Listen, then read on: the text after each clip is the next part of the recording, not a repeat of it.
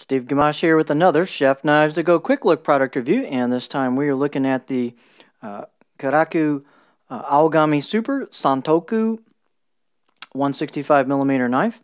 And this knife is a 3-layer construction, so with cladding on either side and then a core steel. The core steel is Aogami or Blue Paper Super reactive carbon steel from Hitachi.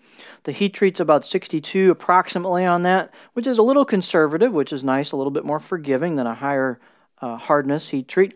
The construction is soft iron cladding on either side of that core steel, and so they've kind of got a gunmetal gray finish on here. A little bit more subtle than you see on some of the knives, but looks really nice. The cladding also has a Kudauchi finish on top of that, or a blacksmith finish. A little hard to tell because this has lacquer on it, but fairly smooth finish with just a little bit of kind of a Nishiji style texture to it. It's pretty cool. So again, this does have a lacquer finish on it, which means you need to sharpen them out of the box because the lacquer sometimes touches or coats the edge as well. The weight is pretty light. It's a fairly thin blade, 113 grams, 4.0 ounces on this sample. These dimensions and weights will vary from knife to knife since they're handmade. The edge length on this one was about 170 millimeters from tip to chin, and the overall length about 12.3 inches. The spine, as I said, these are fairly thin, opposite, for this style of blade. And so this one's about 2.8 millimeters coming out of the handle above the chin of the blade, but then it thins down fairly decently and then kind of holds that all the way till you get to the very tip on this. And the tip doesn't thin out a whole lot. We'll get a close-up look at that, but you could easily thin this knife if you want to mess with the blade road a little bit, or you have this a while and you want to practice thinning and maybe work on that tip section and increase the performance of that tip quite a bit. The spine, let's see, we did that. The blade height is 46 millimeters at the heel, and the handle's just nothing fancy. It's a basic hoe wood,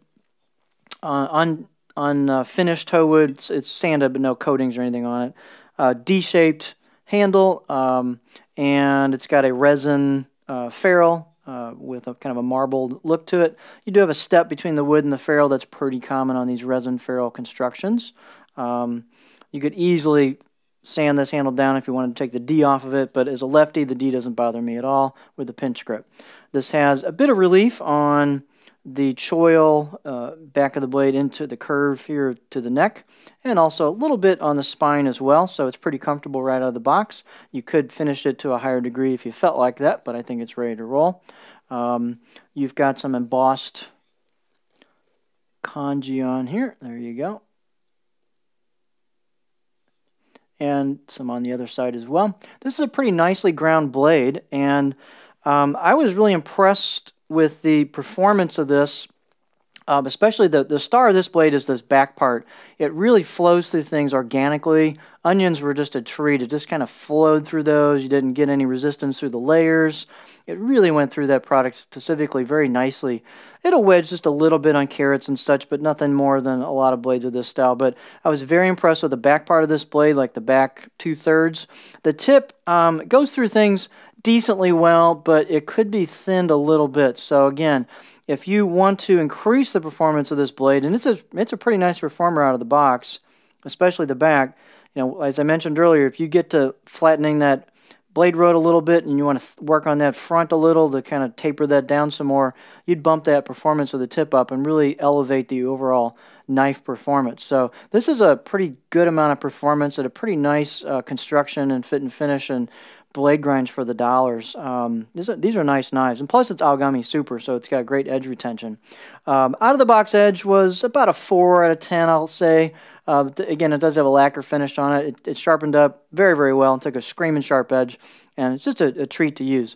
Balance point on this is just pretty close to a pinch grip, a little bit behind it. It's a fairly light handle, which really helps. As we've seen on the weight, it's a very light knife. Let's look at it on the board. So, on a cutting board,